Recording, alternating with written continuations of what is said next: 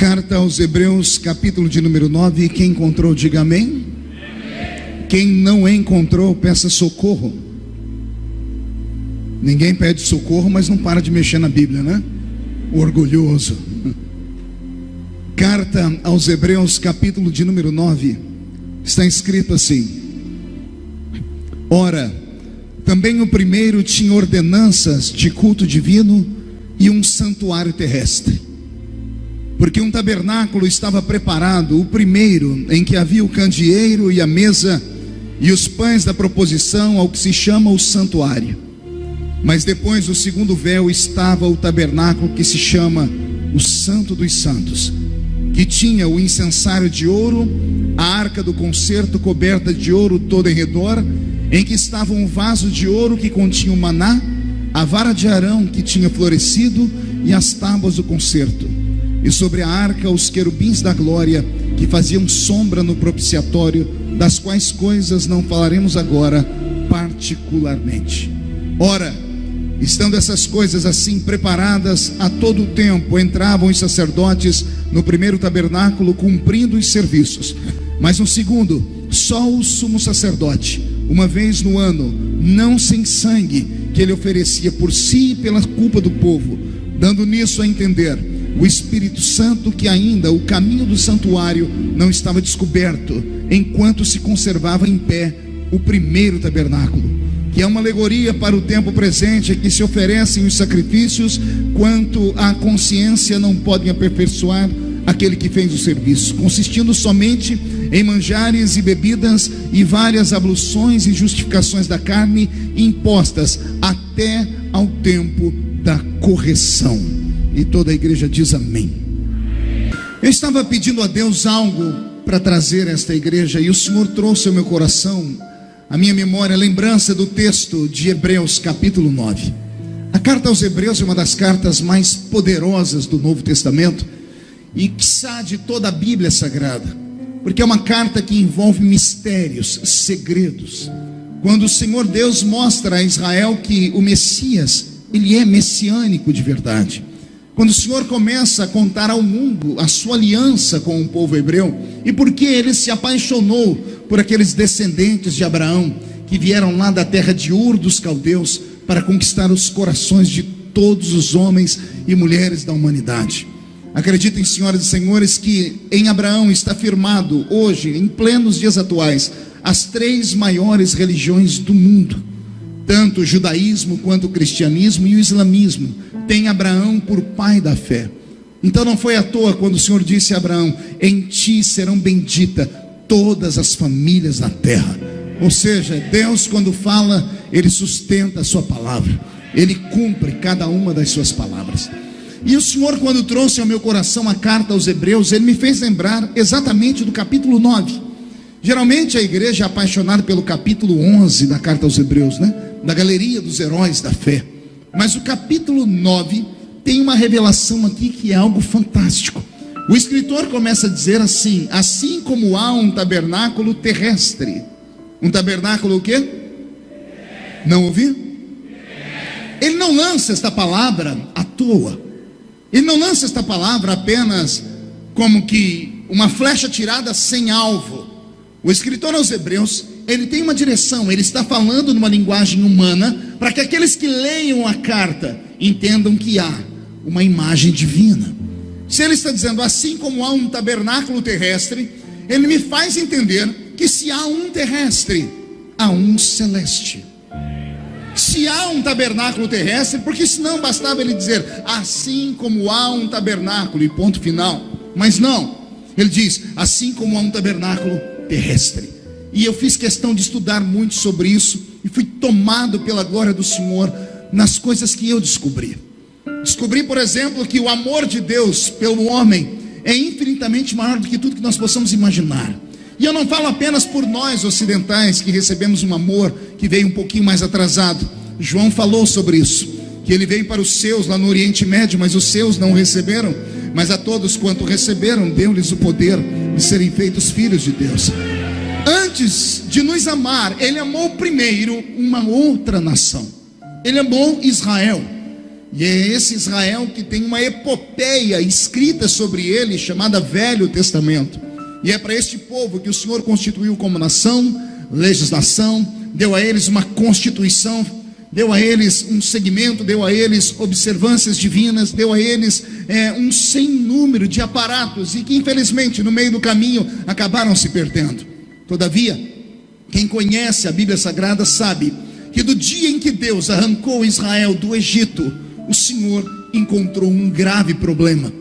O Senhor deixou Israel no Egito por 11 gerações. Foram 430 anos.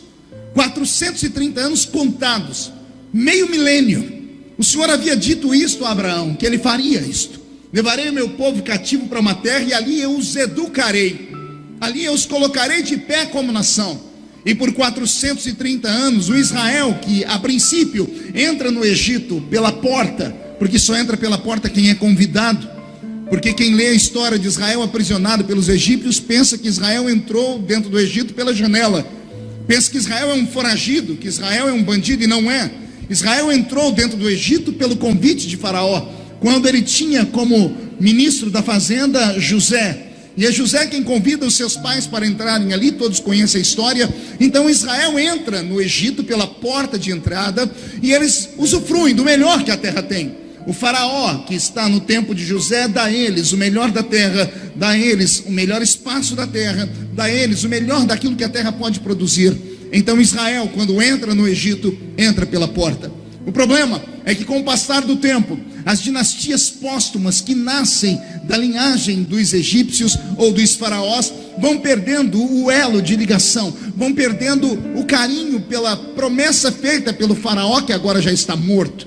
E os faraós que se levantam vão criando uma inimizade com o povo hebreu. E culmina com o que nós conhecemos na Bíblia Sagrada, com o levantar de um homem chamado Moisés.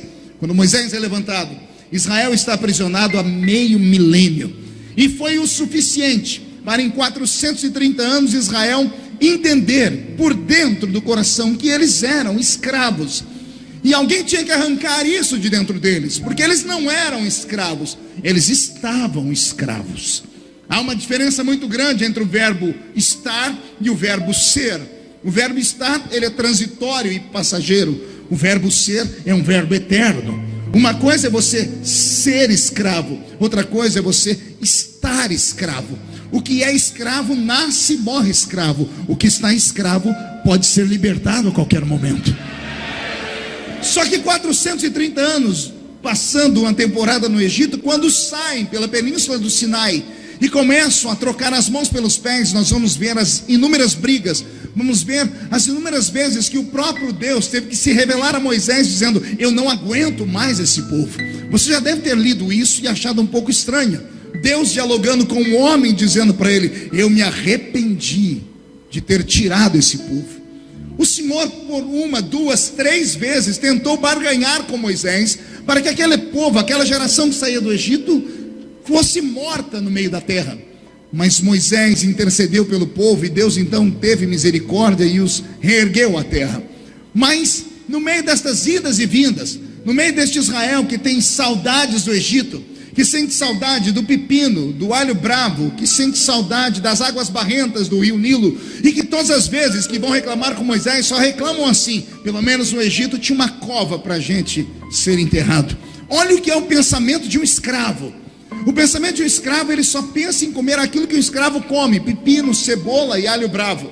E só pensa em uma coisa: ter uma morte digna, porque era indigno morrer e ser jogado em um valão. Então o sonho deles era ter uma cova para ser sepultado, e Deus queria arrancar isto do coração deles. O Senhor queria dar para eles o melhor que a terra produz. O Senhor queria dar a eles tempo de vida e não tempo de morte. Mas foi muito complicado para o próprio Deus tentar compreender esta nação. Houve um dia que o próprio Moisés teve que subir ao alto da montanha. Passou uma longa temporada na presença de Deus. Foram 40 dias e 40 noites sem comer e sem beber. Eu fico imaginando o que Moisés foi fazer no alto daquela montanha, e entendi que ele não foi ali apenas para ter uma temporada com um ente divino. Ele foi ali para interceder pelo povo. Quando Moisés tirou o povo do Egito e soltou eles na península do Sinai, ele encontrou um grave problema. Pergunte qual? Só falo se todo mundo perguntar. Imagine que agora que eles estão livres, estão debaixo da proteção de Deus, Moisés solta eles na península do Sinai e diz assim a eles: adorem a Deus. O que era para se tornar o maior de todos os cultos se tornou um problema, porque Israel não sabe como adorar, Israel não sabe para onde adorar, e Israel não sabe a quem adorar. Explico. 430 anos no Egito, foi intrínseco dentro deles a cultura egípcia, e a cultura egípcia era uma cultura polígama, a cultura egípcia era uma cultura idólatra.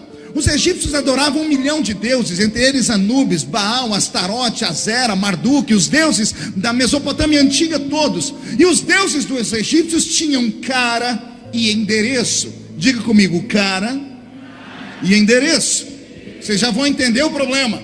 Como os deuses do Egito tinham endereço e tinham aparência, quando os senhores egípcios iam adorar os seus deuses nos dias dos solstícios, nos dias da poderosa Ísis, nos dias de Anubis, o deus cachorro, quando eles iam adorar os deuses daquele paganismo antigo, os deuses deles tinham aparência e tinham moradia fixa. O templo de Ísis ficava à esquerda do Nilo, o templo de Hermes ficava à direita do Nilo, o templo de Dagon ficava um pouco mais atrás. Depois a sua cultura foi absorvida pelos filisteus e assim por diante. Os deuses do Egito tinham cara, aparência e tinham endereço. Então, quando era dia de adorá-los, os senhores egípcios iam adorá-los e levavam seus escravos hebreus. Então os escravos hebreus por 430 anos se acostumaram a adorar um Deus que eles viam e um Deus que tinha endereço. Agora vem Moisés e liberta eles. A libertação era para ser uma bênção. Moisés solta eles na península do Sinai e diz: agora vocês não vão adorar mais Baal, nem Astarote, nem Azera, nem Marduk. Adorem a Yahvé. Era para todo mundo fazer um culto daqueles. Mas o povo se entreolhava e não sabiam como adorar. Não sabiam se Deus estava para frente, se Deus estava para trás. Não sabiam se olhavam para cima ou se olhavam para a terra. Não sabiam se adoravam um pedaço de madeira, se adoravam um pedaço de pedra, se adoravam uma árvore. Porque eles eram acostumados a ver deuses, eram acostumados a ir na casa dos deuses. E agora Moisés dá para eles um Deus que não tem aparência, e dá para eles um Deus que não tem casa. Faltou ensinar a eles uma coisa. Pergunte o quê? A diferença entre o Deus deles com os deuses dos egípcios. Os deuses dos egípcios têm olhos, mas não veem, têm ouvidos e não ouvem, têm mãos e não tocam, têm pés e não caminham. O Deus deles é invisível, mas pode ser sentido a qualquer momento. Eles podiam tocar nos deuses dos egípcios, mas os deuses dos egípcios não podiam tocar neles. Eles não podem tocar em Yahvé, mas Yahvé pode tocar neles. Só que eles não conseguiram compreender, estavam viciados em religiosidade. Então Moisés, vendo que isso a qualquer momento ia enfurecer Deus, vendo que a qualquer momento Deus iria derramar fogo e saraiva do céu, Moisés marcou uma audiência lá em cima e passou 40 dias negociando com Deus. Negociando o que, pastor? Negociando uma trégua, pedindo a Deus que tivesse paciência com o povo. E Moisés ficou 40 dias. Quando ele desce com um manuscrito das primeiras leis, que nós nunca vamos saber o que eram, porque ele quebrou as tábuas primárias da mão. É ele quem conta em Deuteronômio capítulo 9, se não me falha a memória: eu desci do alto da montanha com as tábuas da lei na mão. Quando eu olhei para vocês, estavam adorando um bezerro feito pelas suas mãos. A ira foi tão grande que me acometeu que eu quebrei as tábuas e voltei para a montanha de novo. E mais 40 dias, e mais 40 noites, não comi pão e não bebi água. Moisés então provoca o céu, porque jejuar 40 dias, várias pessoas já haviam jejuado, e outras no futuro jejuariam. Mas jejuar 80 dias, isso não é normal. Moisés provocou Deus.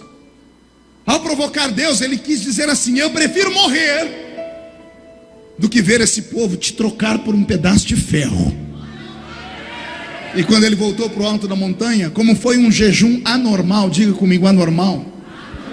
Se tiver aqui algum agente de saúde, você pode perguntar a eles.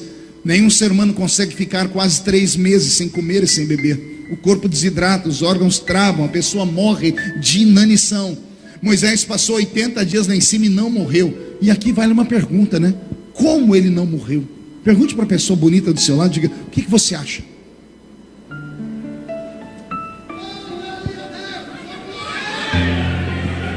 Eu tenho uma teoria minha. Posso contar minha teoria?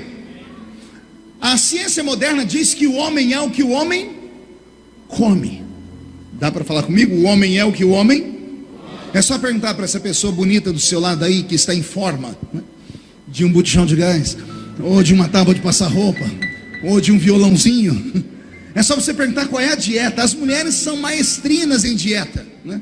Só perguntar para a irmã do seu lado, como é que a senhora faz para ter essa pele bonita com essa idade já? Ela vai te dizer, vitamina A, vitamina D para o cabelo, vitamina isso, vitamina aquilo. Porque o ser humano é o que o ser humano come. A pele está viçosa por quê? Porque a pessoa está comendo alimentos que fazem a pele ficar desse jeito, e assim sucessivamente. O homem moderno sabe que o ser humano é aquilo que o ser humano come. Então, se isso é verdade, eu acho que eu sei o que Moisés comeu. Moisés se alimentou de glória. Eu pensei que glória era só para ser sentida, mas glória é para alimentar também. Pastor, o senhor é louco? Louco não é só ler a Bíblia, porque a Bíblia diz que 80 dias depois, quando ele desce do alto da montanha com as novas tábuas, o rosto dele está... Não ouvi? Está resplandecendo como o sol. A pele dele estava tão bonita que ele começou a brilhar. O que foi que aconteceu com ele, pastor? O homem é aquilo que o homem come. Alguma vitamina lá em cima que um dia vai fazer parte do seu organismo também. Eu sei que nesse período, nesse ínterim de 80 dias sem comer e sem beber, o corpo humano não suportando, o Senhor arrebata o espírito de Moisés e faz com ele um pacto de amor. O Senhor diz a ele: você está intercedendo, você não quer que eu destrua esse povo, mesmo eles adorando aquele bezerro. E eu imagino Moisés dizendo: Senhor, esse povo não consegue te adorar porque eles não te veem. O Senhor não tem endereço fixo. Eles estão acostumados ao culto racional, ao culto normal. O Senhor quer que eles entrem em uma esfera completamente sobre-humana, e eles não estão preparados para isso. Então tem que ser gradativo. Eu preciso dar a eles alguma maneira eficaz deles te adorarem. Então Deus deu a ele um presente. Pergunte o quê? Uma viagem ao céu. Como é que você acha que ele escreveu Gênesis? Como é que você acha que ele escreveu sobre a criação do mundo? Ele estava em um ambiente que não é o nosso. Abriu na frente dele um telão como este, ou maior ainda, e ele viu a criação acontecer. Tudo que está nos primeiros 5 livros da Bíblia saíram da mão de Moisés. Foi ele quem escreveu. Inclusive, ele escreveu sobre a sua própria morte. No capítulo 34 de Deuteronômio, ele conta como foi que ele morreu. O Senhor revelou tudo a ele. Por isso, até hoje, os hebreus, os judeus, dizem que não há profeta como Moisés. E talvez por isso o Senhor tenha escondido o corpo dele lá. Isso é uma pregação para um outro dia. Mas vamos voltar aqui. Moisés está lá no céu. Ele está conversando com Deus. Senhor, só tem uma maneira desse povo te adorar. E qual é, Moisés? Facilita para eles. E eu facilito como? Senhor, o povo precisa de um endereço. O senhor tem casa? Tenho, Moisés. Vem conhecer a minha casa. Assim como há um tabernáculo terrestre, o Senhor levou Moisés ao céu para ver o tabernáculo celeste. Vamos entrar aqui. O que é o tabernáculo terrestre? Ele é um reflexo do tabernáculo do céu. De onde é que você acha que Moisés tirou aquelas ideias de fazer um ambiente que tinha 4 separações? Quando eu era menino na escola dominical da Assembleia de Deus, meu professor insistiu comigo, dizendo que o tabernáculo tinha só 3 separações: o átrio, o lugar santo e o santo dos santos. Mas uma ida a Israel, descobri que não havia somente 3 lugares, havia um 4, que era o alpendre, a ala de entrada. E mesmo na ala de entrada, não era qualquer um que podia pisar. Nós vamos aprender isso daqui para frente. Então, quando Deus fala com Moisés: Moisés, eu vou ajudar este povo a me adorar. Não vou me revelar a eles, mas eu vou dar um endereço para eles me adorarem. O que você está vendo aqui em cima, você vai fazer lá embaixo. Então, Moisés, não se apavore. Você vai fazer um céu na terra. Isso aqui é forte, é só para quem é espiritual.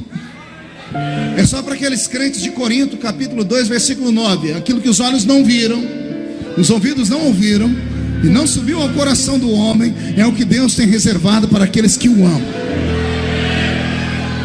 Quando Moisés desce do céu, ele desce com a indumentária sagrada na alma.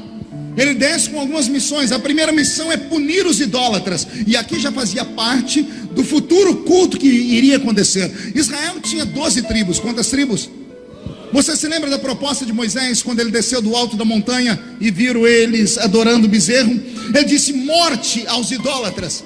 E quando ele decreta morte aos idólatras, houve uma convulsão em Israel, porque as tribos começaram a dizer: como é que um irmão pode matar o outro? Como ninguém queria matar os idólatras, diz a Bíblia que somente uma tribo se levantou. E o dia que eu li sobre essa tribo, eu dei risadas que eu cheguei a ir para o banheiro.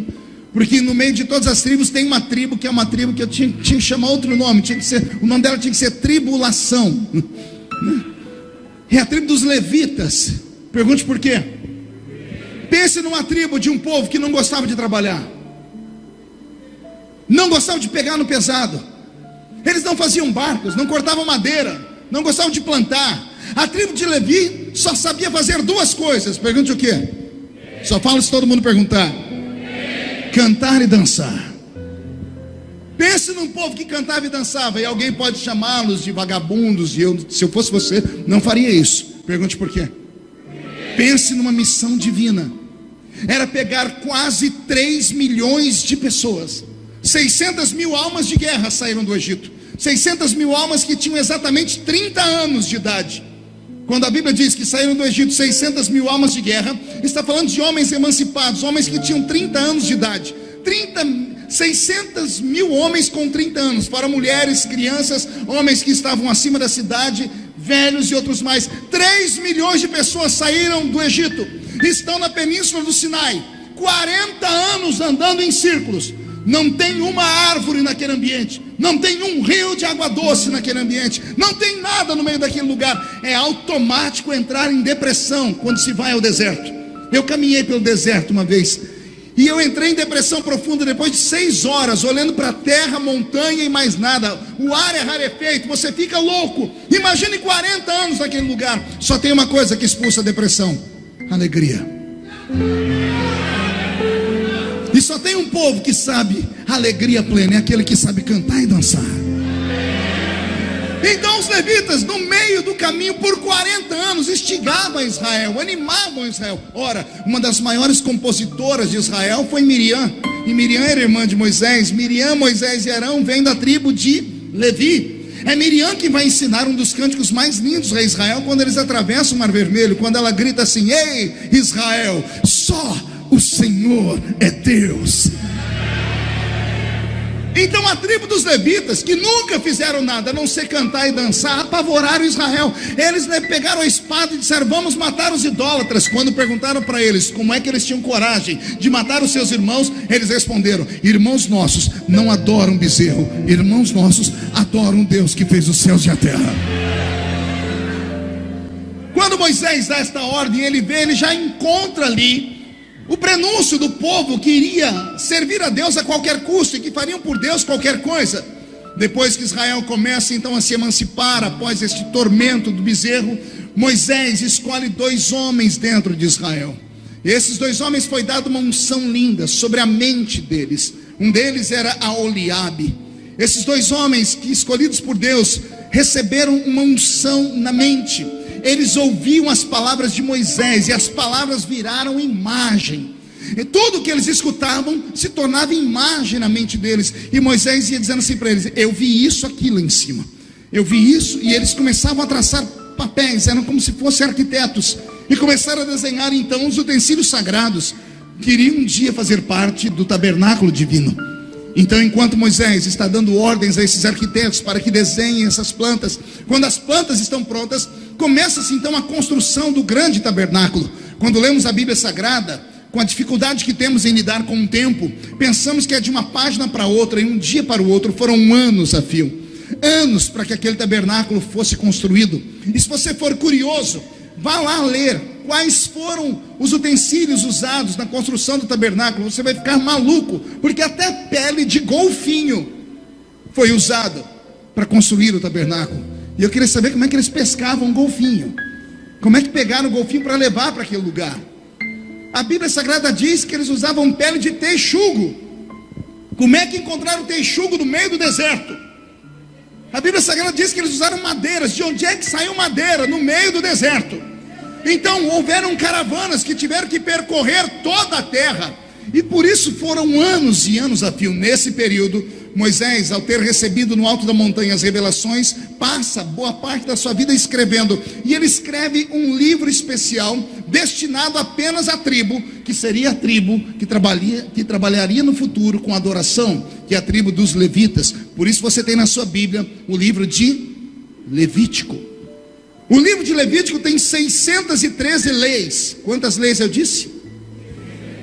613 leis que deveriam ser observadas, estudadas e colocadas em prática. Se não por toda a nação, pelo menos um grupo deveria guardar aquilo no coração para não pecar contra o Senhor. E esse grupo foi chamado de levitas. O período da construção do tabernáculo é o período do treino, porque quando Moisés lá do céu olhou e trouxe para a terra o tabernáculo, quando desenharam o tabernáculo de maneira quadrada, quando desenharam o lugar santo dos santos, o átrio e o alpendre, quando Moisés mandou desenhar a mesa do pão da proposição, a arca da aliança com os querubins de ouro sobre ela, quando ele mandou construir os altares de sacrifício de carne, de sacrifício de libações, quando ele manda construir a pia de bronze, tudo isso observância daquilo que ele viu lá em cima. Enquanto tudo está sendo construído, Moisés precisa treinar aqueles que vão trabalhar no santuário, porque santuário só é santuário quando tem adoradores. Santuário sem adorador não é santuário. Do que adianta essa bela igreja com as portas fechadas? Não é nada. Ela só é alguma coisa quando o primeiro crente põe o pé aqui dentro e começa a dar glórias a Deus, dobra o joelho nesse lugar e começa a orar. Então a vida só entra no tabernáculo quando entram os adoradores. Fico imaginando porque 4 ambientes separados: alpendre, átrio, lugar santo, santo dos santos. Talvez por isso nós encontremos na Bíblia Sagrada 4 categorias de anjos. Nós temos os querubins, os serafins, o arcanjo e os ofanins. Os ofanins, essa palavra é uma palavra difícil porque poucas pessoas já encontraram ela. Ela é usada em muitos livros apócrifos, como o livro de Enoque. São os anjos mensageiros, são aqueles que exercem a verdade. Então são 4 categorias de anjos que a Bíblia Sagrada nos conta. Por que 4 categorias de anjos? Porque lá no céu existe, dentro do tabernáculo de Deus, 4 espaços, e cada um desses seres parecem ter a sua forma de atuação dentro de um ambiente do tabernáculo.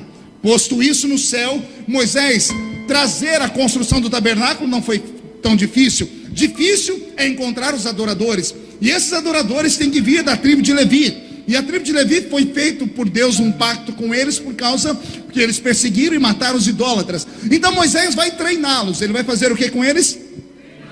Quando ele senta com a tribo dos levitas e começa a ler as 613 leis, o povo começa a perguntar para ele: é obrigação da gente? A gente é obrigado a fazer isso? E o Senhor não quer que ninguém nos sirva por obrigação. Então Moisés começa a dizer: não, só por serem levitas vocês já são especiais. No futuro nós vamos ver a Josué repartindo a terra para o povo, e depois que cada um da tribo fica com um cantinho da terra, os levitas ficam sem terra nenhuma. E quando todos vão debochar deles, Josué saca uma outra carta, um outro testamento, e diz: aos levitas a herança é diferente. Moisés mandou dizer que a herança de vocês é o próprio Deus, porque vocês foram separados para trabalhar no santuário. Mas haja santuário para milhares de levitas trabalharem.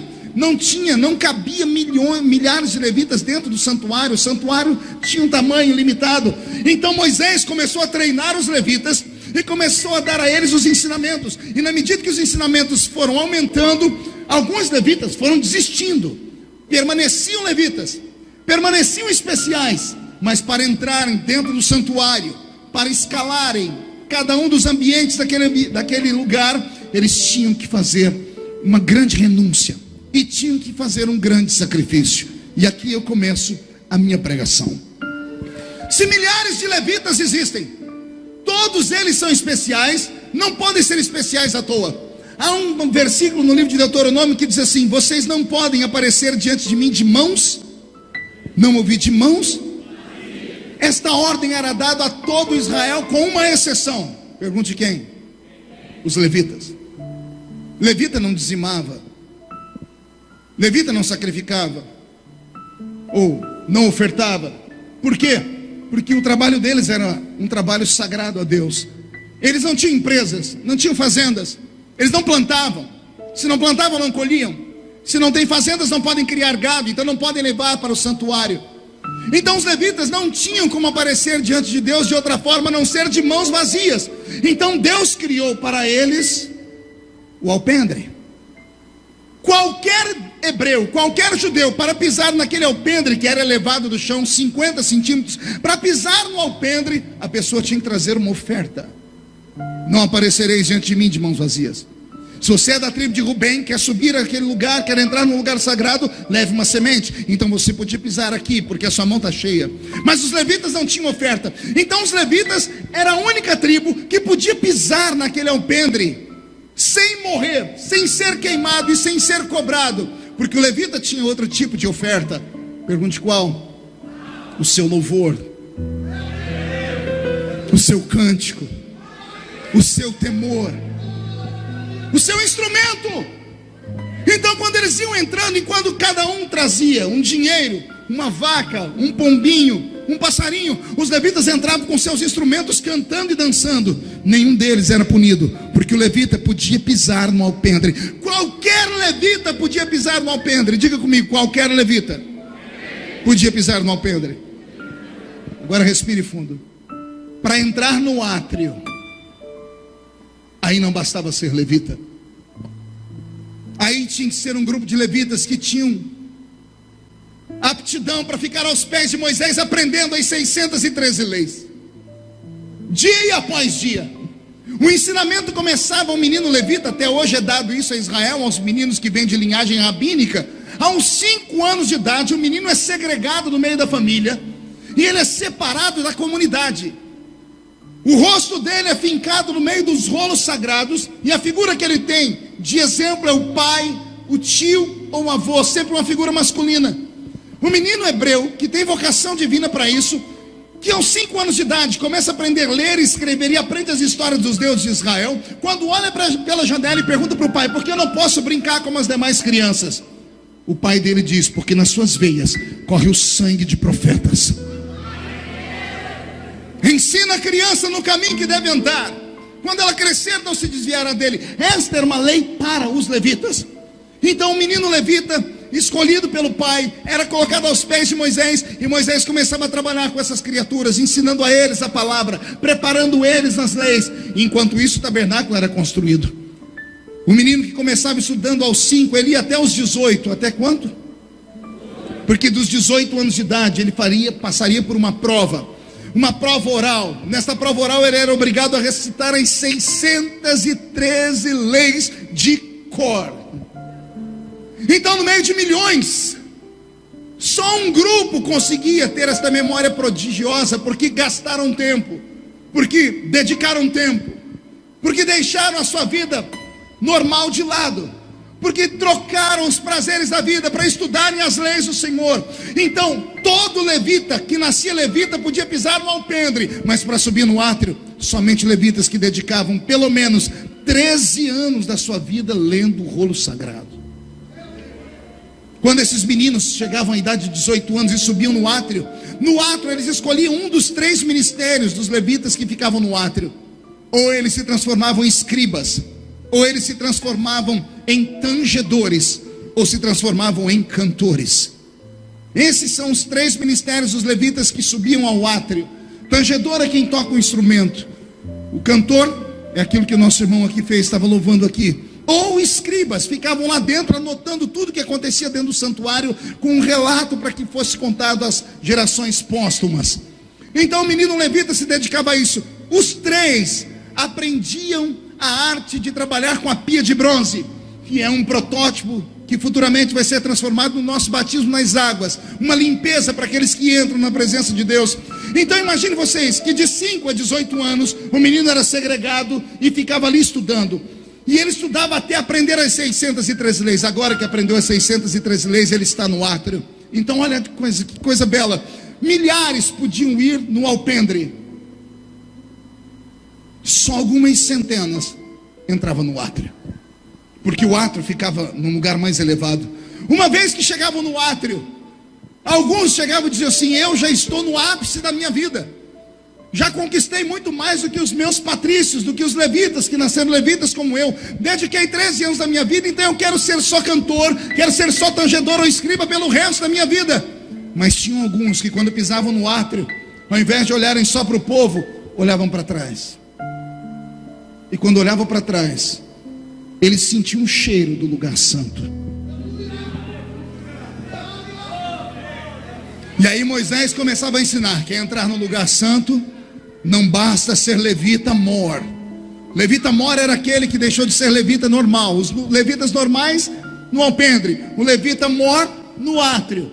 Quer entrar no lugar santo, não basta ser levita, aí tem que ser sacerdote. E para ser sacerdote não podia ser aos 18, tinha que ser na idade da emancipação, 30 anos de idade. O menino que quisesse colocar os pés dentro do lugar santo tinha que estudar, ralar mais 12 anos da sua vida. 12 anos com a cara nos livros. Agora não basta só decorar, ele tem que ter paixão, ele tem que aprender a cantar, ele tem que aprender a dar a Deus o melhor que tem. Então alguns meninos tinham esta aptidão e trocaram a sua vida, a sua liberdade, o seu futuro para estar na presença de Deus. Mas isso era muito raro. Por isso, de milhares que iam no alpendre, só centenas vinham para o átrio e só algumas dezenas rompiam e pisavam no lugar santo. Só que também quando pisavam no lugar santo eram modificados. Quando entravam no lugar santo, a vida deles não era mais a mesma, a visão era diferente. Todos os sacerdotes que entravam no lugar santo tinham que estar no santuário às 5:30 da manhã, porque às 6 horas da manhã no deserto o frio chega a congelar os ossos. E havia uma indumentária, um instrumento por Deus feito e colocado lá dentro, que era um menorá, uma lamparina com 7 braços, que você deve conhecer como castiçal. Era colocado em cima de uma mesa e era colocado bem próximo a um véu chamado véu do templo, que de véu não tinha nada. Pesava 1 tonelada aquele véu do templo que ali estava. Por isso a Bíblia Sagrada diz que quando Jesus morreu, no dia em que ele foi crucificado, quando ele expirou, diz a Bíblia, rasgou-se o véu. E a Bíblia fala de que forma o véu foi rasgado: de baixo para cima, sim ou não? Da esquerda para a direita, sim ou não? Como foi rasgado o véu do templo? Não entendi. De alto a baixo. Por que de alto a baixo? Porque não havia mão humana capaz de rasgar aquilo, só a mão de Deus. Deus desceu com as suas mãos e rasgou um véu que precisava de 12 juntas de bois para puxar aquele véu, para você ter uma ideia. A mão de Deus rasgou aquele véu. Então o véu era para separar de fato o homem da divindade eterna. Então o sacerdote às 5:30 da manhã era obrigado a correr para o santuário, porque às 6 da manhã, no frio intenso, as canaletas que tinham azeite batido, e era o azeite que fazia dar o fogo aqui em cima nas suas lamparinas, às 6 da manhã se congelava o ouro do castiçal. E ao congelar o ouro do castiçal, aquele azeite que estava lá dentro começava a congelar também. E as lâmpadas começavam a se apagar. E havia uma lei de Deus dizendo que a lâmpada não pode se apagar. Não se apagará a lâmpada de Israel. Falaram isso para Davi. Samuel foi chamado por Deus antes que a lâmpada se apagasse. Antes das 6 da manhã Deus chamou o menino, porque às 6 da manhã as lâmpadas se apagavam por causa do frio. E o sacerdote que entrava neste ambiente, ele recebia um presente. Pergunte o quê? Quando era ungido o sacerdote, a primeira coisa que ele recebia era uma espevitadeira. Diga comigo, espevitadeira. Se falar 3 vezes esse nome, está batizado com o Espírito Santo, né? O que é uma espevitadeira? Quando eu era menino lá na Vila Tatu, de vez em quando passava um homem gritando, desentupidor de fogão. E minha mãe dizia, corre atrás do homem, menino. E eu corria, e lá vinha minha mãe atrás para comprar uma agulha. Uma agulha que ela usava para desentupir os buraquinhos do fogareiro. Porque quando caía gordura, a gordura enrijecia e tapava e não saía gás. Isso acontece muito quando a gente vai tomar banho. Já viu que quando você compra o chuveiro, a água cai gostosa, depois você fala, meu Deus, está acabando a água.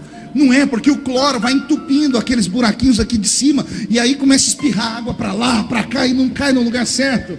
De vez em quando alguém tem que pegar uma agulha e ir lá de buraquinho em buraquinho.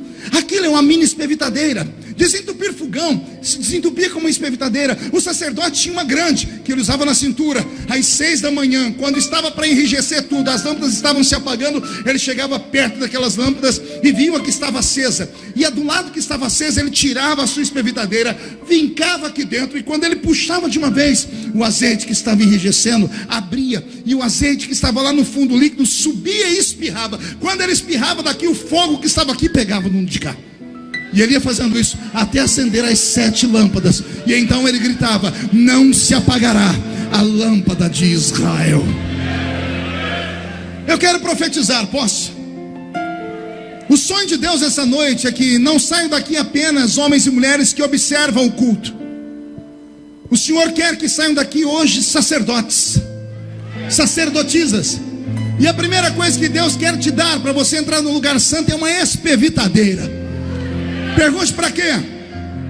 Está na hora da gente começar a desentupir essas lamparinas que estão no nosso meio. Está na hora de você desentupir pelo menos essa criatura que está do seu lado. Eu estou aqui pregando e a gente observa tudo, né? Muitos que estão aqui, melhor, todos os que estão aqui conseguiram entrar na igreja, mas nem todo mundo ainda entrou no culto. Pastor, explica. Entrar na igreja é fácil, até cachorro entra, basta a porta estar aberta. Jogar o corpo nessa cadeira, cruzar os braços, ficar mascando essa desgraça desse chiclete é fácil. Ficar me olhando aqui, eu não vou nem olhar para ali, porque eu vi 2 moças lixando a unha. Alguém, por gentileza, avise essas criaturas que aqui não é um salão de beleza. Isso aqui não é um teatro. Isso aqui é um lugar de treinamento, é um quartel-general. O Senhor te trouxe aqui para te dar armamento pesado.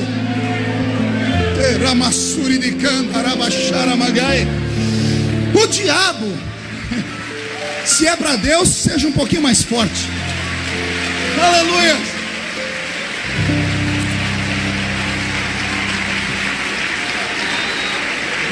O diabo não se assusta com gravatinha bonita. O diabo não se assusta com carteira de pastor, com credencial de convenção. O diabo não se assusta com dinheiro, com carro importado, com alguém que é poliglota. Mas pense num cão que não suporta um canela de fogo. É Satanás. E o que falta nos nossos dias talvez seja isso, esta empolgação, este fervor, esta sensibilidade. Eu sei que alguns vão começar a me bater, vão dizer: não, pastor, aqui não é lugar de emocionalismo barato. Então deixa eu falar para vocês, eu acho que eu posso. Minha barba está ficando branca. Eu cansei de pregar para robôs. Eu preguei em mais de 80 países do mundo e mais de 4.000 cidades do Brasil, em todos os ministérios possíveis. Eu cansei de pregar para ciborgues, porque a nossa geração é uma geração de ciborgues. Homens e mulheres que têm aparência de ser humano, mas parecem robôs por dentro. São movidos a controle remoto. O pastor diz para eles: fica de pé, eles ficam. Senta, olha para a esquerda, olha para a direita, finge de morto. Eu cansei disso. Não, pastor, eu choro na igreja assim. Eu choro na hora do louvor. Querida, você chora até escutando Zezé de Camargo e Luciano. Cá para nós, para com isso. Não, pastor, eu choro você chora assistindo um filme do Titanic. Até hoje, quando você vê o Leonardo DiCaprio afundar com aquela boquinha azul, a senhora tem uma crise. Não é esse tipo de choro que eu estou falando. É algo divino. É algo que faz o corpo arrepiar. É algo que tira a gente da normalidade. Ah, meu Deus, é vida. E nós estamos precisando de sacerdotes para isso. Tem gente que sentou no lugar errado nessa noite. Dá uma olhadinha de canto de olho para a pessoa da esquerda. É de canto de olho, bocó. Não é para olhar assim não. A pessoa desconfia. Se você sentou perto de um ser humano que não abre a boca nem para respirar, segura aí. A pessoa está do seu lado já tem umas 2 horas e fica me olhando com esse olho seco, parecendo olho de sapo que morreu no dia de enchente. Fica o culto inteiro com essa boca travada, essa boca de aço, essa língua de ferro, esse queixo de concreto. Fica parecendo uma estátua de museu. Com todo respeito, aqui não é seu lugar, pelo menos não essa noite. Esta noite eu quero sacerdotes. Esta noite eu quero sacerdotes. Eu quero homens e mulheres que querem ir no lugar santo e querem tocar aquilo que é santo.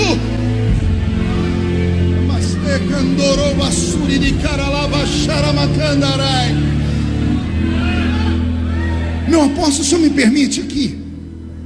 As pessoas ficam dizendo, me cobram isso. Pastor, mas nós não estamos mais naquele mover de antigamente, naqueles gritos ensurdecedores, naqueles cultos estridentes. Pastor, isso aí é coisa de menino. Com todo respeito, você vai querer me dizer e me convencer de que você não grita e não pula porque você é intelectual? É isso que você quer me dizer? Você quer me dizer porque você tem um anel de formatura, tem um escritório aqui na principal rua da cidade, porque você tem bastante dinheiro no banco, é por causa disso? Você vai me dizer que você amadureceu? Amadureceu uma vírgula. Você enferrujou. Essa é a única palavra que eu tenho para você. Você enferrujou. Porque o exercício da fé, ele é diário. A sensibilidade não pode sumir do nosso meio. Você pode crescer, você pode chegar no apogeu, mas não deixe os seus ensinamentos antigos para trás. O homem e a mulher que esquece a sua raiz não merece o futuro que Deus tem para te dar. Não merece. Reage. As pessoas sempre me perguntam, como é que o senhor está sempre desse jeito? E olha que eu sofro igual sovaco de aleijado. Opa, isso agora é politicamente incorreto, não pode falar mais isso que eu sou processado. Então deixa eu falar dentro do politicamente correto. Eu sofro mais do que axilas de pessoas portadoras de necessidades especiais. Pronto. Eu estava lá em Brasília passando um dia desse em uma comissão, tinha um grupo de deputados. Quando eles me viram, gritaram, ô pastor, o senhor pode entrar aqui? Eu falei, posso. Cheguei lá, estava todo mundo com o olho esbugalhado, todo mundo ligado nessas questões da Lava Jato. Eu falei, pastor, o senhor pode fazer uma reza brava para nós aqui?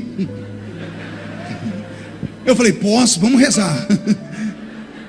Aí peguei na mão deles, fiz aquela oração de guerra, daquela, bati os pés no chão, falei em línguas estranhas. Quando eu terminei de orar, os deputados estavam uns fazendo assim, outros limpando. Falaram, nossa pastor, que coisa forte. Aí um falou assim para mim, ô pastor, o seu santo é forte, não? Você não sabe como é. Aí quando eu estava saindo, falou, pastor, o senhor pode ensinar um negócio para nós aqui? Eu falei, o quê? Como é que faz para a gente ter o corpo fechado igual o senhor tem? E eu falei, eu tenho o corpo fechado? Falou, pastor, se acontecer com a gente a metade do que já aconteceu com o senhor, a gente já tinha que ter mudado o Brasil. Toda vez que o senhor toma um tiro, a gente pensa que o senhor vai morrer, em vez de o senhor cair para baixo, o senhor cai para cima. O que é que o senhor tem? Conta para nós, como é que faz para ter esse segredo? Eu juntei, tinha uns 15 deputados, eu disse, o segredo é esse. Vocês, na sua cidade, com certeza tem uma igrejinha barulhenta. Aí eu falei, como é que é, pastor? Tem uma igreja que se você passa perto, você pensa que tem alguém doido lá dentro. Um falou, na minha rua lá, tem um povo lá que grita sem parar. Eu falei, entra lá dentro. Eu entro lá dentro e faço o quê? Falei, não precisa fazer nada, só entra e senta. E aí, pastor? E aí deixa que é com Deus. Porque aí você vai ver Deus usar o que não é para confundir aquilo que é. Porque o meu Deus ainda fala. Ele ainda fala.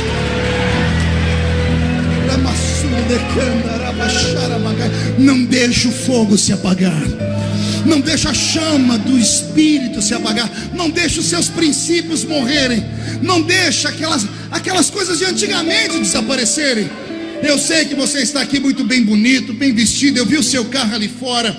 Eu sei que algumas pessoas aqui são pessoas que o Senhor honrou e as abençoou muito. Mas se você pudesse voltar com a sua mente há 20 anos atrás, a gente ia encontrar você no meio do mato orando. A gente ia encontrar você procurando aquela irmãzinha aqui de São José do Rio Preto, que só tem 2 dentes na boca, o zagueiro e o atacante. E você estava lá fazendo uma campanha de oração com ela. O Senhor Deus quer que você volte aos princípios nessa noite. Eu sou assembleiano, e eu tenho dito aos meus amigos que sempre que me perguntam os segredos das minhas vitórias, eu digo, eu venho de uma época que delegacia de crentes tinha outro nome.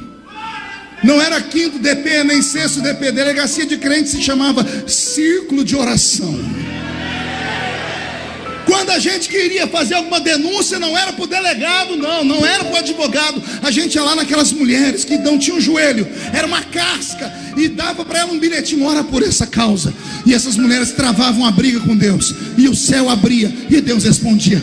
Que Deus traga de volta. Use a sua espevitadeira, sacerdote.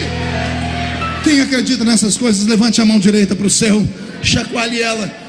Coloque a mão no ombro de quem está à sua direita, por favor. Pede licença, agarre a pessoa com carinho. Ó, tem gente que nem para me obedecer presta. Ô, raça ruim. Agarrou a pessoa, chacoalha ela até ela ficar irritada. Irrita ela. Diga: Deus te trouxe aqui para isso. Sacode a pessoa, sacode. Diga: foi para isso. Diga: Deus te trouxe aqui para sacudir a sua fé, para sacudir o seu ministério, para sacudir a sua família, para sacudir a sua história. O Senhor te trouxe aqui para sacudir a sua existência.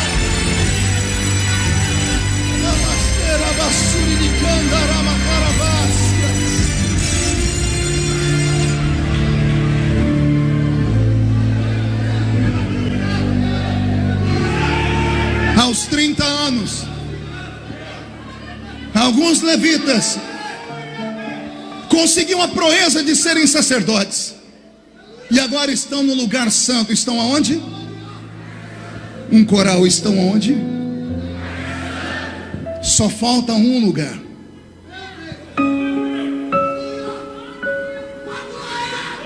O Santo dos Santos.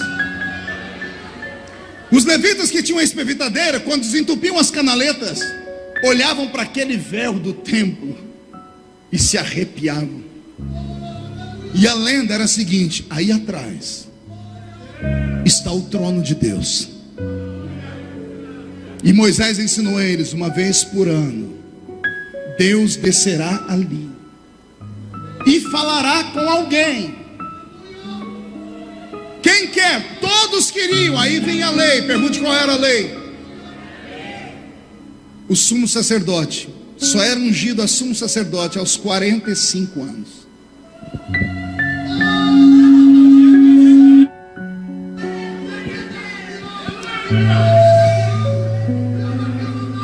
O homem tinha que dedicar mais 15 anos da sua vida para entrar dentro do Santo dos Santos. Vamos voltar no passado? Qualquer levita pisa no alpendre.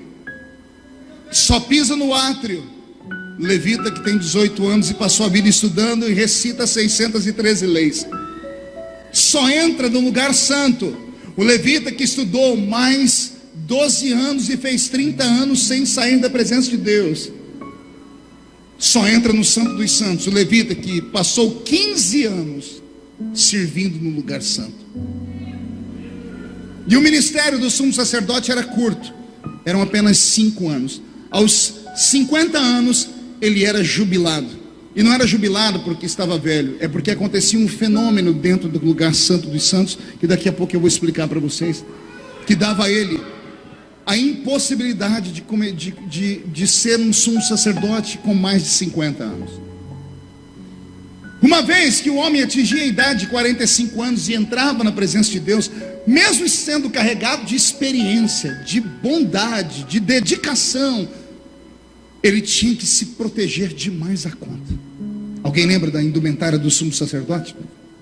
O levita e o sacerdote usavam uma estola sacerdotal branca, usavam um quipá na cabeça, ou uma meia mitra. Mas o sumo sacerdote, uma vez por ano, quando ele atravessava o véu do templo e entrava naquele cubículo onde estava a arca da aliança, ele não podia entrar com um corpo normal. Aliás, ele tinha que passar por uma bateria de exames. O livro de Levítico diz que o sumo sacerdote não podia ter defeito nem no nariz, nem na orelha, nem nas pernas, nos braços. Não se escandalize, nem na bolsa escrotal. Tinha que ser perfeito. Não bastasse ser perfeito, ele tinha que se proteger. Estola sacerdotal branca por baixo, uma roupa colorida por cima, um manto que ele colocava por cima do seu corpo, que tinha nos pés romãs e campainhas que, conforme ele caminhava, iam batendo umas nas outras, fazendo barulho, e um peitoril por cima, uma espécie de colete com 12 pedras preciosas aqui, 2 ombreiras com 6 pedras aqui e 6 pedras aqui.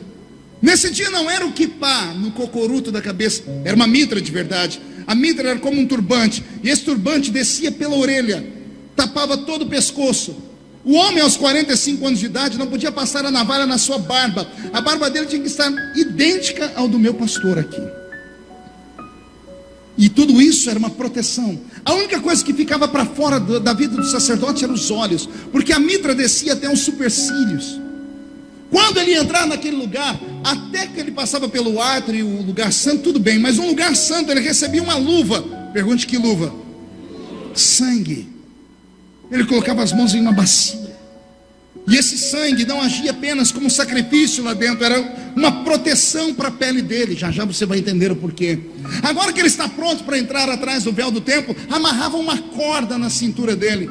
Quando eu era criança, me ensinaram que essa corda era para que, caso ele morresse lá dentro, alguém o puxasse. Vasculhei a história dos hebreus. Nunca na história de Israel um sumo sacerdote morreu no Santo dos Santos, porque ninguém era trouxa de entrar lá dentro em pecado. Aquela corda era para outra coisa. Pergunte: para quê? Se segurei. Amarravam a corda na cintura do homem, ele está com as mãos levantadas com sangue. Sacerdotes vinham aqui no véu do templo, não podiam olhar lá para dentro, eles pegavam na beirada e puxavam sobre eles. O sumo sacerdote entrava com as mãos erguidas, amarrado pela corda. Conforme ele vai andando, barulho de campainhas e romãs vão sendo tocadas. Isso é para guiar os sacerdotes que estão no lugar santo. Ele caminhava até chegar perto da Arca da Aliança. E a Arca da Aliança não era só uma caixa de madeira pintada de ouro, não era só um porta-joias. A Arca da Aliança era o reflexo do trono de Deus no céu. Lá em cima Deus senta nas asas dos querubins de verdade. Como o tabernáculo é um reflexo do céu, Deus senta nas asas de querubins feitos de ouro, como aqueles ali. O sacerdote chegava de frente à arca. Quando ele chegava de frente à arca, ainda fazendo barulho porque ele está caminhando, ele pegava aquele sangue das mãos e aplicava nas 4 pontas da tampa da arca, na tampa chamada propiciatório. Quando ele faz isso, ele inclina a cabeça e dá 7 passos para trás. Conforme ele vai andando, as campainhas vão fazendo barulho e a corda está balançando na mão dos sacerdotes que estão no lugar santo. Quando faz-se silêncio por alguns minutos, os sacerdotes que estão no lugar santo entendem que já é hora do milagre acontecer. Então todos se ajoelham. Os levitas que estão no átrio, veem os sacerdotes do lugar santo se ajoelhar, se ajoelham também. Os levitas que estão no alpendre, veem os levitas do átrio se ajoelharem, se ajoelham também. Como é uma festa nacional, 5 milhões de hebreus que vão estar nas ruas no futuro vão se ajoelhar também. Todo Israel está ajoelhado, só tem um homem de pé. Só há um homem de pé: o sumo sacerdote. Talvez por isso você vai entender porque é que Deus diz assim em Ezequiel no capítulo 2: põe-te em pé. Porque quando ele está de pé, ele olha e ele vê o trono de Deus chegando do céu. Deus só pode se revelar para um homem que está de pé na presença dele. Agora que ele está em silêncio, vou deixar os contos contarem.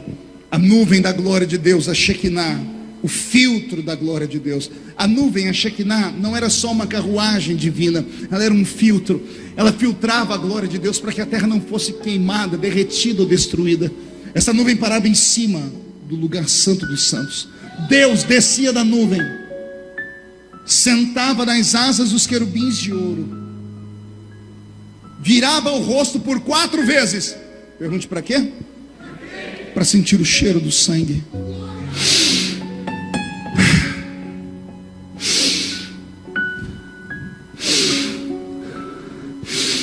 Quando ele sentiu o cheiro e o sangue era de um animal puro e perfeito, o Senhor olhava para o sumo sacerdote, dos pés à cabeça, da cabeça aos pés.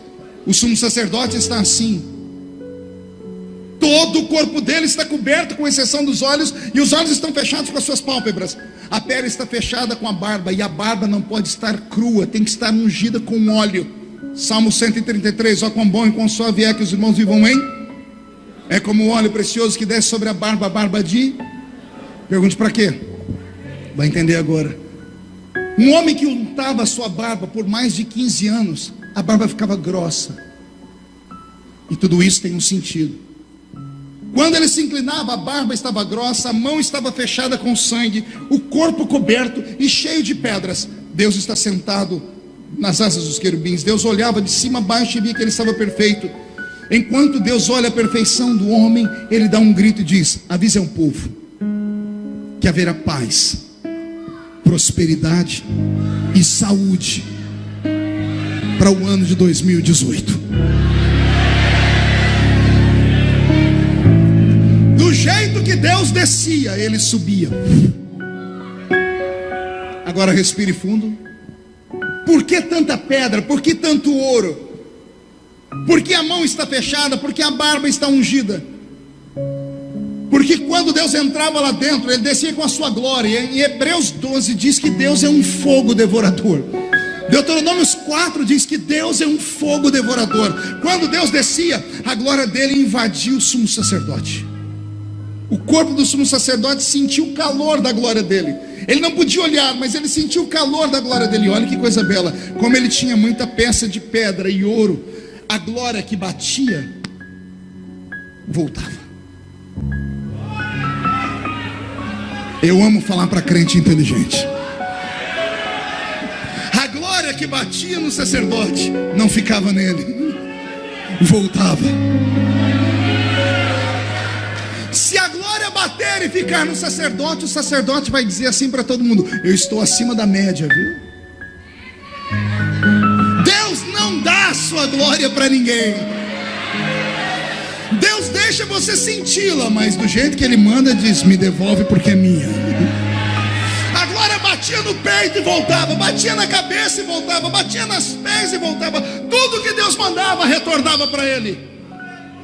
Vou te ensinar, porque o sumo sacerdote ficava só 5 anos com o ministério. Lembra que eu disse que eu ia ensinar? Porque eram só 5 anos. Quem aqui conhece alguém que trabalha em hospital, em departamento de radiografia? Conhece alguém? Pergunte a essas pessoas como funciona a aposentadoria delas.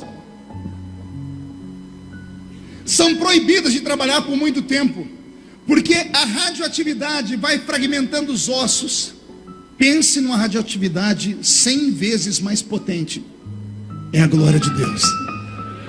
Aquela glória que batia nas pedras, as pedras ainda refletiam, mas e quando batia no pano? Ele ia entrando no corpo do sumo sacerdote. Lembra de Uzá, que morreu quando tocou na arca? Ele morreu porque a arca, quando o boi tropeçou, a tampa abriu. A glória que saiu pegou no corpo dele e fragmentou ele, matou ele. Então aquelas roupas todas pesadas eram para proteger o sumo sacerdote de não morrer ali dentro diante da presença do Senhor. Então a glória que batia voltava, mas nem toda a glória voltava. Umas entravam no corpo dele e os ossos iam fragmentando. E por isso, aos 50 anos, o sumo sacerdote se aposentava. Ele ia na presença de Deus 5 vezes apenas, mas valia a pena. Arriscava a vida, mas valia a pena. Agora vem o segredo da corda. Pergunte: e a corda, pastor? Eu só fui entender esse negócio dessa corda o dia que eu estava em Israel. Fiz uma cruzada lá em Jerusalém. O ano que vem vou fazer outra. Vamos embora comigo? Tem coragem de ir comigo? Nós fomos lá para o Muro das Lamentações agradecer a Deus, meu apóstolo. E eu levei comigo naquele dia o Cid Moreira. Quem lembra do Cid Moreira? Mr. M. O Cid foi comigo. Eu falei: Cid, vamos aqui no Muro das Lamentações. Nós dois quase apanhamos, porque nós chegamos sem o quipá e não podia entrar lá sem o quipá. Aí arrumaram um quipá de papel pra gente, a gente colocou na cabeça. Eu falei: Cid, aqui é cada um por si. Eu sou brasileiro e não desisto nunca. Eu vim para falar naquele muro ali. Só que tem gente do mundo inteiro. Então para chegar na frente daquele muro foi um Deus nos acuda. Eu empurrei, me empurraram, pisaram em mim, eu pisei nos outros. Foi uma loucura. Mas quando eu cheguei na frente do muro, eu quase tive um êxtase. Eu olhei e falei: meu Deus, eu estou na frente do muro. Eu toquei o muro. Aí tirei do bolso um pedido de oração, né? Que se esticasse ia daqui até a esquina. Porque todo amigo da gente, quando sabe que você vai para Israel, ele pede: oh, põe meu nome lá no muro. Tinha até o nome do cachorrinho da minha vizinha, estava lá. E aí quando eu fui procurar um lugar para colocar, não tinha. Porque gente do mundo inteiro entra naqueles buraquinhos aí e coloca os seus papéis. E não tinha um lugarzinho para colocar o meu. E eu cometi um pecado. Ainda bem que tem 2 apóstolos que vão orar para Jesus me perdoar. Eu falei, eu não vou voltar com esse pedido de oração, Jesus. Eu cortei o mundo. Aí eu olhei naqueles buraquinhos dos pedidos de oração e eu vi um pedido que estava bem amarelinho. Eu falei, esse aqui o Senhor já escutou. Encostei com a barriga, enfiei o dedinho lá e fiz tuque. Pisei em cima para ninguém ver e coloquei meu pedido de oração lá. A igreja me perdoa por isso? Aleluia. Agora que eu coloquei o pedido de oração também, eu falei, agora eu estou no céu. Levantei minhas duas mãos e fui orar. Você já viu um assembleiano seminarista orar ou não? Parece que ele engoliu um dicionário. Eu comecei, soberano, eterno, imarcessível, Rei dos reis, Senhor dos senhores, Pai da eternidade, Príncipe da paz, Deus do Gênesis, do Êxodo, do Números, Deuteronômio, Josué, Juízes, Samuel, Reis, Crônicas, Jeremias, Esther, Jó, Salmos, Provérbios, Eclesiastes, Cantares, Isaías, Jeremias, Lamentações, Ezequiel, Daniel, João, Amós, eu senti que eu atravessei o átrio. Quando eu estava entrando no lugar santo, o inimigo operou. Eu estava com as duas mãos assim. Eu tomei uma pancada nessa mão, que a mão enformigou na hora. Eu quase emendei um palavrão na oração. Eu puxei minha mão de uma vez e falei, ai! E olhei para ficar bravo, porque todo baixinho é invocado. Mas quando eu olhei, eu dei no meio do umbigo do homem. Eu nunca vi um homem tão grande na vida. Eu ia subindo e o homem não parava de crescer. Um judeu ortodoxo, usando aquelas roupas pretas, com aquele chapéu e aquele cabelinho aqui do lado. E quando eu olhei para ele, ele está lá orando. Só que ele não está orando, meu irmão, ele estava assim, ó. E ele deu um murro na minha mão. Eu falei, que coisa louca. Ó, eu, pentecostal, chamando os outros de louco. Cheguei para cá, continuei minha oração. Acertaram essa mão, essa foi com menos dor. Mas eu olhei do lado, tinha um outro ortodoxo aqui, e o daqui fazia assim, ó. Eu falei, o que está acontecendo aqui? Eu falei, deixa eu terminar essa oração logo, esse negócio pega na gente. Comecei a orar, me empurraram, irmãos, que eu bati a cabeça no muro, aí eu desci da cruz. E eu olhei para trás, tinha um outro atrás, o de trás era mais maluco do que os outros dois, porque o de trás ficava assim, ó. Eu comecei a olhar ao meu redor, tinha uns que faziam assim, ó. Tinha uns que faziam assim, ó. Falei, meu Deus, o que é isso? Aí eu chamei o meu intérprete, ele aqui, eu falei, Eliakim, o que esse povo está fazendo? Ele disse, povo não, os meus irmãos. Eu falei, desculpa. Ele falou, eu não vou falar porque o senhor está pagando a minha diária. Eu disse, não, eu continuo pagando a sua diária, mas me conta, o que eles estão fazendo? Pastor, não, o senhor vai ficar bravo comigo? Eu falei, não vou, eu estou aqui para aprender, me conta, o que eles estão fazendo? O senhor promete que vai pagar a minha diária? Eu digo, pago. Ele falou para mim, até que enfim vou poder chamar a atenção dos crentes. Chamar minha atenção porque, pô, até quando vocês vão botar na cabeça que vocês sabem orar, pastor?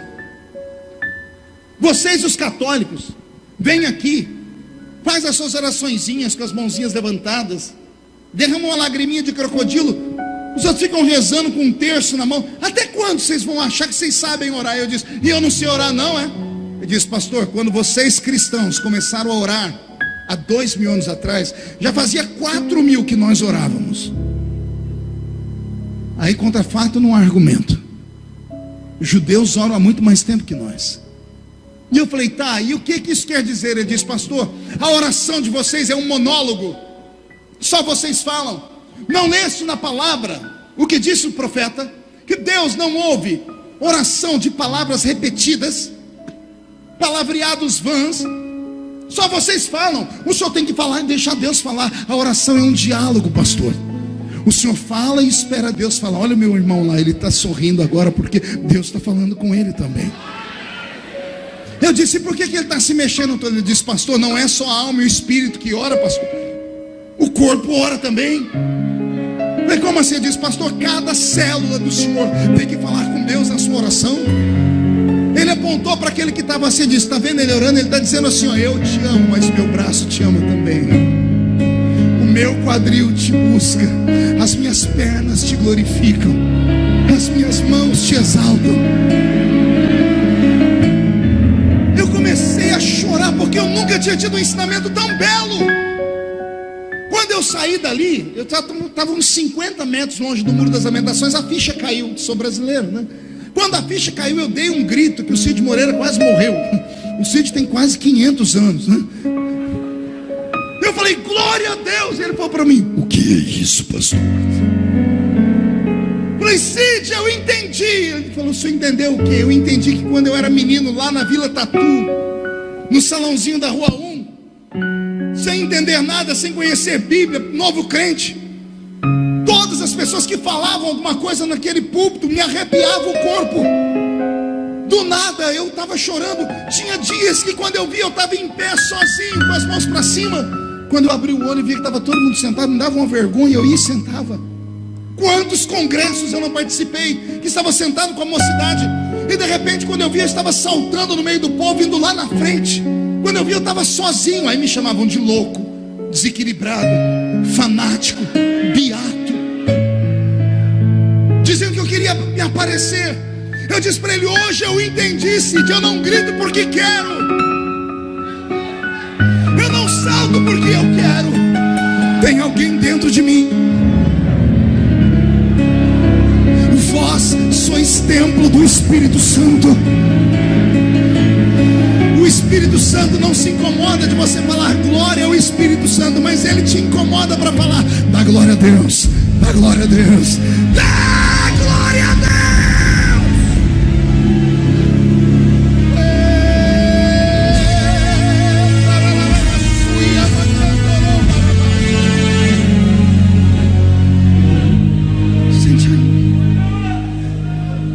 Amarravam a corda na cintura do sumo sacerdote. A explicação é simples e razoável. Imagine você saber que você é o único ser vivo do mundo que está em um ambiente onde o dono do mundo desceu também. Você ficou cara a cara com Deus, você passou no teste de Deus, e Deus ainda te deu um recado: avisa o povo que haverá paz, prosperidade e saúde pelo ano inteiro. Alguém já teve uma emoção muito forte aqui? Daquela que a boca, o coração quase sai pela boca. Eu já vi pessoas desmaiarem. Imagine você, o sumo sacerdote, a ânsia, o medo de morrer diante de Deus. Você já viu na Bíblia Sagrada que toda vez que é uma manifestação divina, os anjos são obrigados. Imagine anjo, quando o anjo aparece para alguém na Bíblia, a primeira coisa que ele fala: não temas. Por quê? Porque as pessoas ficavam apavoradas quando tinham uma visão. Agora imagine você ver o Criador. Não entendeu? Vou desenhar o Criador para você. Vou deixar o salmista falar. Salmo 147. Ele chama as estrelas pelo nome, e ele conhece o número de cada uma delas. Parece que é uma trova de salmistas, porque o outro grita assim: todos os oceanos cabem na concha da palma da sua mão. Aí tem um salmista que quer ganhar de todos, que grita assim: Deus, quando quer olhar os céus, ele se inclina. Não entendeu, né? Vou desenhar. Deus, quando quer olhar os céus, ele se inclina. Olha o tamanho desse Deus. Esse Deus criou anjos, e bastou um anjo para numa noite matar 185 mil soldados do reino da Síria. Esse Deus sustenta o nosso universo pela força do seu poder, e pelo poder da sua palavra traz a existência que não existe. Aí você é o único ser vivo que está aqui de pé, e Deus está cara a cara com você. O sumo sacerdote não aguentava. Quando Deus ia embora, quando ele podia abrir os olhos, ele ainda sentiu o corpo formigar. Ele sentia a glória do Eterno. E nesse momento o corpo dele não aguentava, ele começava a tremer. Quando ele começa a tremer, as campainhas em Romãs começam a bater aqui. Quando as campainhas romanas começam a bater aqui, no lugar santo, os sacerdotes que estão orando abrem os olhos e olham a corda que está balançando. Eles ficam de pé e dizem: vamos tirar o homem lá de dentro, porque ele não dá conta de andar. E eles vêm arrastando o sumo sacerdote, que vem em transe. É mais ou menos aquelas manifestações loucas que nós não queremos mais na igreja. Aquelas queridos irmãozinhos dos sapatinhos de fogo, aquelas profetisas que nós expulsamos do nosso meio, que nós arrancamos com mão forte do meio pentecostal. Nós matamos os seus ministérios, porque não temos habilidade de compreender o mundo espiritual. Deus deu ao ser humano normal 5 sentidos. Deus deu a toda a raça humana 5 sentidos: visão, olfato, audição, tato e paladar. O que fazem esses 5 sentidos na vida do homem? Faz o mundo físico ser real para ele. Eu só sei a densidade desse púlpito porque eu posso tateá-lo. Eu só senti o cheiro da carne assada quando eu cheguei por causa do meu olfato. Eu só vejo a beleza de vocês por causa dos meus olhos. Deus deu 5 sentidos ao homem natural para que ele percebesse o mundo físico. Agora respire fundo. Tem um grupo de seres humanos a quem Deus deu um 6º sentido. Parece misticismo, e é. Porque o que é místico é aquilo que é incompreendido pelo homem na esfera normal. Misto ou misticismo tem a ver com o metafísico, com aquilo que é eterno, etéreo, com aquilo que é transcendental. E eu não conheço nada mais transcendental, nada mais poderoso do que um culto cheio do Espírito Santo. Porque temos dificuldades de aceitar algumas manifestações se aceitamos alguém falando em línguas. A pessoa não sabe falar o português direito, mas quando começa a ficar cheio, fala num idioma que não tem na terra. Me explica um negócio desse. Não tem explicação. O Senhor Deus quer de volta os seus sacerdotes, mas Ele quer que você vá além. Ele quer que você vá no Santo dos Santos, porque no Santo dos Santos você vai voltar a sentir as coisas que você nunca sentiu ainda. Alguém acredita nessas coisas de louco aqui? Então não dá um grito agora, não, dá um berro de glória a Deus.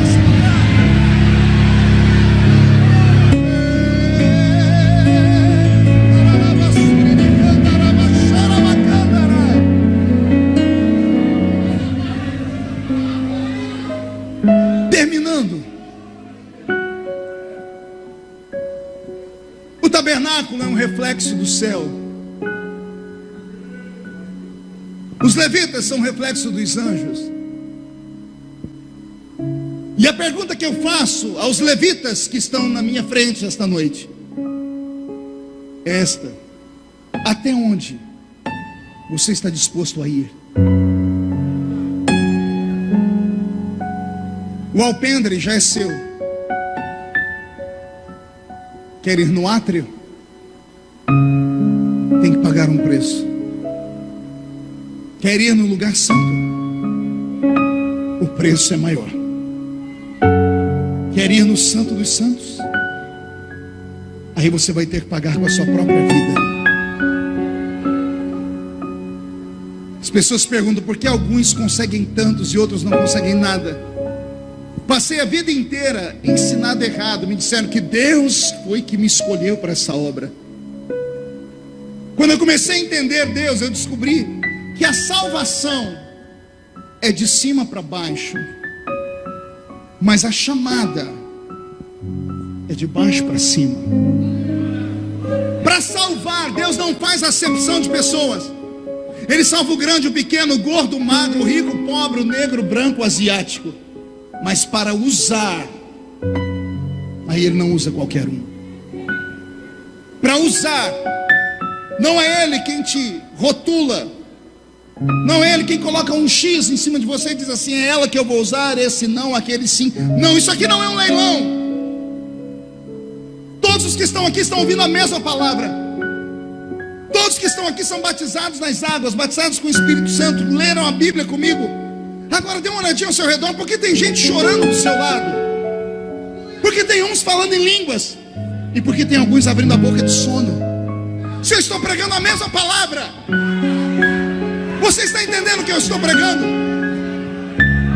Aqui tem aqueles que se acostumaram com o alpendre. Não, eu sou crente, está bom demais, eu já estou na igreja, está muito bom, não quero mais nada do que isso. Crente domingueiro, quero ir para o culto uma vez por mês, dou meu dízimo, amém. Deus te respeita, parabéns. Mas tem uns aqui que não são normais. Tem uns loucos aqui. Tem uns atrevidos. E esses atrevidos, Deus conta com eles. Só que os atrevidos são incompreendidos. Eu imagino que os pastores ortodoxos dessa cidade falam quando vem o meu apóstolo com essa barba. A minha já pega no pé. E a minha é fiotinho da sua. Pessoas religiosas elas não conseguem captar o que Deus tem. Elas não conseguem compreender as coisas que Deus faz, porque elas pensam que Deus trabalha com formas. E Deus não trabalha com formas, Deus trabalha com formas. Entendeu? Deus não tem só um jeito de te usar, Deus tem 1 milhão de maneiras de te usar. Deus não se revela a uma pessoa só por causa de uma coisa. Não existe uma fórmula matemática. É cada um, cada um. O que eu faço, pastor? Chame a atenção de Deus. Deseje, busque, clame, pague o preço. Deixe de chamar de maluco, de desequilibrado. Não é um culto de avivamento, não é um culto de vitória. O que é avivamento? É trazer a vida àqueles que estão mortos.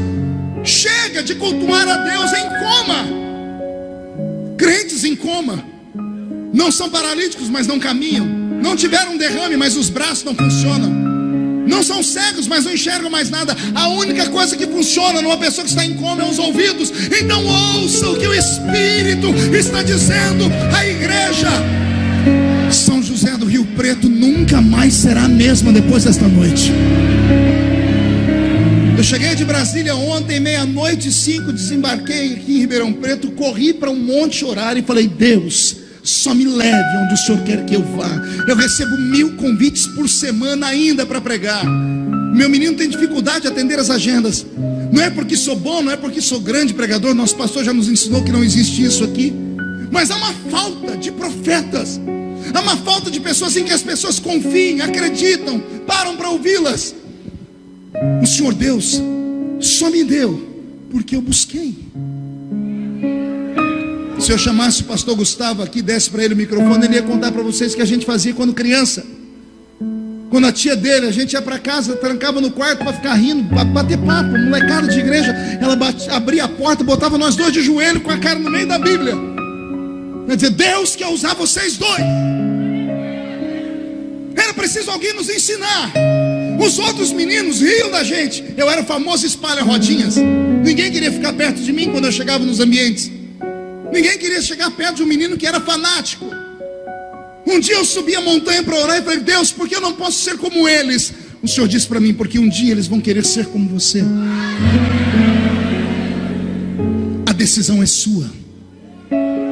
Eu nunca aceitei ficar no alpendre. Eu cheguei no átrio e disse: Deus, eu quero mais. Cheguei no lugar santo, sofri demais. Porque quanto mais perto de Deus você fica, mais longe dos homens você fica. Comunhão é um preço muito alto de se pagar. A solidão se torna o seu amigo. A alma de um profeta é um labirinto. Não tente entrar dentro dela, não tente compreendê-lo, porque ele não está mais nessa terra. O Senhor Deus quer te levantar nessa noite. Eu estou deixando pessoas aqui hoje com fome. Esta noite será uma noite profética em São José do Rio Preto e região. Alguns não vão conseguir dormir esta noite. Serão visitados pelos anjos, serão visitados pelas palavras, pelos sonhos. O Senhor vai gritar no seu ouvido. O Espírito Santo vai te incomodar. Ele vai te trazer de volta. Você vai pisar no Santo dos Santos de novo. Se alguém acredita nisso, dê um grito de glória. Fique de pé.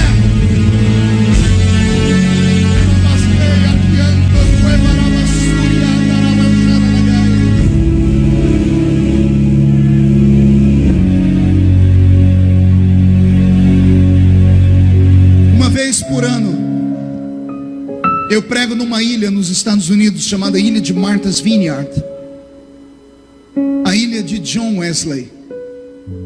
Faço questão de pregar lá. E faço questão de tirar alguns minutos para ir até o tabernáculo de Wesley.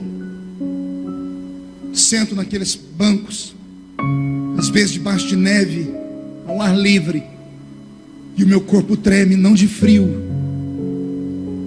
mas de saber que naquele ambiente pisou um dos homens mais consagrados do mundo. Quando você vai ao museu de Wesley, você se apavora Porque quando ouvimos falar John Wesley, pai do avivamento da Nova Inglaterra, pensamos num gigante, 1,5 metros, calçava 33 em números do Brasil. A mão dele era o tamanho de uma mão de uma criança. E a rainha da Inglaterra escreveu sobre ele: eu tenho mais medo dos joelhos de Wesley do que o exército da França armado. No lombo de um cavalo, por 300 quilômetros debaixo da neve, ele arregimentou 10 mil americanos para ir para aquela ilha, passarem 3 meses em jejum e oração para Deus mudar os Estados Unidos da América. Como é que você acha que é a maior potência do mundo? Tem uma casinha na ilha, que é a casa onde ele ficava. Tem a cama de Wesley, e do lado onde ele dormia tem 2 buracos no chão de madeira, feitos pelo joelho dele. É afundada a madeira, você põe o dedo lá, e as pessoas dizem: aqui ele orava. Há 80 anos atrás, um grupo de crianças foi levado nesta casa. As professoras falaram que Deus procurava um novo Wesley, quando ainda podia falar de religião nas escolas americanas. Na hora do recreio, um menino sumiu. Na hora de ir embora, as monitoras procuraram o menino em toda a ilha. Aí uma professora lembrou da casa de Wesley, voltou na casa, foi no basement, no sótão. Quando ela chegou no quarto onde Wesley dormia, ela abriu a porta, não viu ninguém. Quando ela foi fechar a porta, ela ouviu um gemido. Ela abriu a porta e seguiu o barulho do gemido. Atrás da cama tinha um menininho de 7 anos, com um joelhinho no lugar onde Wesley orava. A professora disse que ele chorava. Era um menino loirinho, do olho azul, e ele dizia assim: papai do céu, eu quero ser o novo Wesley. Deus ouviu a oração dele. Eu conheci, é vivo ainda, Billy Graham. Uma atitude, uma oração feita com a alma. John Wesley, quando se candidatou a ser missionário batista, foi rejeitado, porque diziam que ele tinha um temperamento muito colérico. Indeferiram o pedido dele para ser missionário. Ele chegou na casinha de madeira onde ele morava, ele esmurrava a parede do quarto. Carlos Wesley, um dos maiores compositores de música sacra do mundo, o irmão dele, chegou e escutou a casa tremer. Chegou perto, botou o ouvido na porta, e ele escutava o irmão dele orar assim: ou o Senhor me mata, ou o Senhor me usa. Pensilvânia, algumas décadas atrás, 5 horas da manhã, um culto com uma mulher pregando, Catherine Kuhlman, e um menino gago no meio do povo, que não viu ela pregar, porque naquela manhã a pregadora não pregou, ela só disse: não machuquem o meu amigo, ele é tudo que eu tenho, o Espírito Santo é tudo que eu tenho. O menino gago saiu dali com o corpo eletrizado. Ele chegou na cama onde ele dormia, no 2º andar da beliche. Dormiu, sonhou com o que a pregadora falou. Quando ele acordou de manhã, sentou na cama, ele lembrou do que ela disse, e ele gritou assim, gaguejando: good morning, Holy Spirit. Bom dia, Espírito Santo. Ben Hinn, meu amigo particular, pregamos juntos ao redor do mundo. O que esses homens e mulheres têm que nós não temos? Eu encerro dizendo que na minha geração Deus deu a mim o que deu a poucos: a oportunidade de participar dos maiores avivamentos da minha geração. Eu estive em Londres na unção do leão com o pastor Colin Dye. Eu fui a Bogotá. Eu estive em Pensacola. Eu vi o avivamento de Lakeland. Eu fui à bênção de Toronto. E todas as vezes que eu pego o avião e volto para o Brasil, eu digo: Deus, quando é que vai ter um avivamento aqui? E alguém diz: estamos em avivamento. Mentira! O maior país pentecostal do mundo é o país mais corrupto do mundo.